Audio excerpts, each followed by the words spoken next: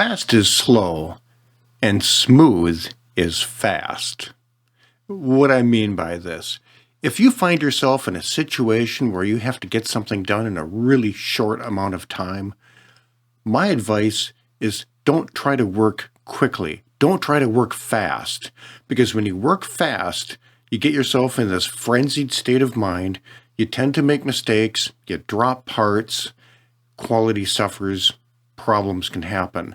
And if you make a mistake, then you have to take time to fix that issue before you can move on.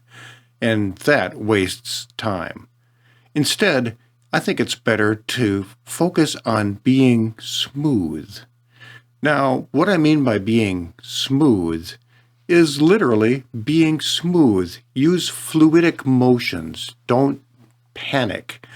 And just follow the process smoothly from one piece to another to its destination.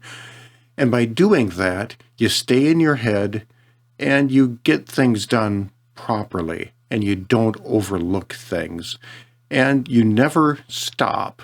You make sure that you keep moving at all times towards your goal.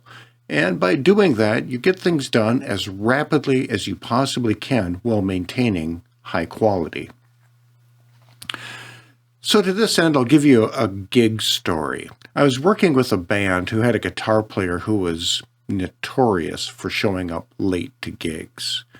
I always tried to show up with plenty of time to get all my equipment set up, and if there was a problem, I'd still have enough time to sort it out so we can get the show on time without delay.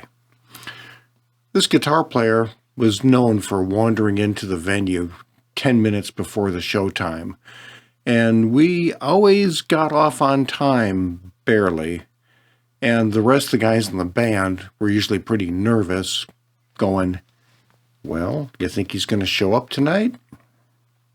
So this one time, as usual, he shows up about 10 or 15 minutes before showtime, carrying his amplifier in the door, plops his equipment down on stage, and he's getting things hooked up, and I'm sitting here going, okay, dude, let's get ready to rock. We got 9 minutes. And as he's getting things hooked up on stage, I go up and say, hey, how's it going? Everything good? He's like, no, I've got a problem with my guitar effect board, my pedal board. And I'm like, well, what's going on? He goes, it won't turn on. And I say, well, okay. Hey, I can just give you a DI box and you can plug straight in and, we can just do without.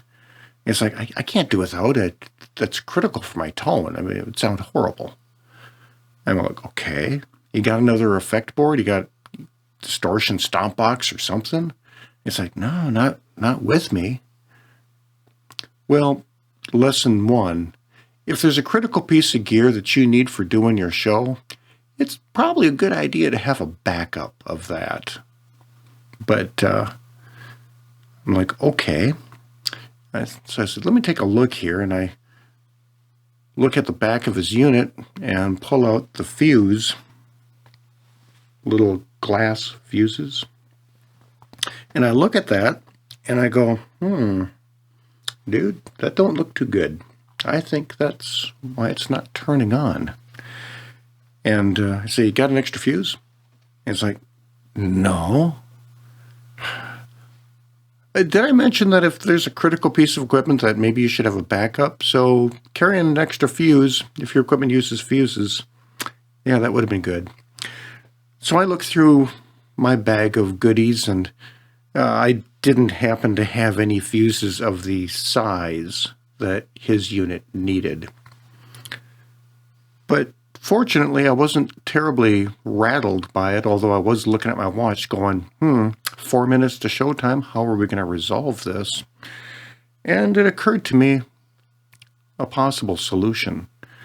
And so I told him, hold on, I got an idea, but you got to promise to never, ever tell anybody that I did this, okay? And he's like, okay.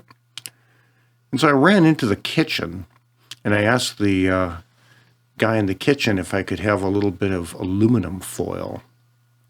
a little square of aluminum foil, and I wrapped the fuse in aluminum foil, and we put it back into his pedal board. Now, fuses are going to blow for a couple of reasons. One, because the equipment that it's powering is drawing too much current, and there's some kind of circuit failure, and it blows the fuse rather than starting a fire or creating more mayhem. The other reason my fuses blow is because they are like a little tiny light bulb with a filament inside of them, and that filament gets hot, and it gets cooled down, and it gets hot through use, and the failure point of the filament isn't that far away from its normal operating situation. And so over time, just like a old-fashioned incandescent light bulb, fuses can just burn out and die. And fortunately for us that night, that was the case with this fuse. There was nothing really wrong with this pedal board. It was just that fuse's expiration date. And so we wrapped this thing in aluminum foil, popped it back into the pedal board, and the pedal board turned on, and we had a show. And I was sure to remind him, saying, no, tomorrow, pull this thing out and put a proper fuse in there. Don't run with that aluminum foil. That's not recommended and safe. So I don't recommend you do that, but sometimes you got to do what you got to do in order to get the show on, and the show must go on. So that's my advice on when you're in a rush. It's like, stay in your head, be calm, move as smoothly and methodically as you can to get things done properly. And it's better to delay things a little bit and get it done right than to rush to a finish and then discover that you've overlooked something important. Now, having said all of that, personally for me, I'm happy to say that I've never delayed a show. I've been at some shows that have been delayed, but not due to anything that I've been involved with. So plan ahead, try to cover your contingencies, and when you're in a panic situation, don't panic. Panic doesn't solve problems. Hope you enjoyed the tip, and I hope that you choose to subscribe and come back and watch more videos.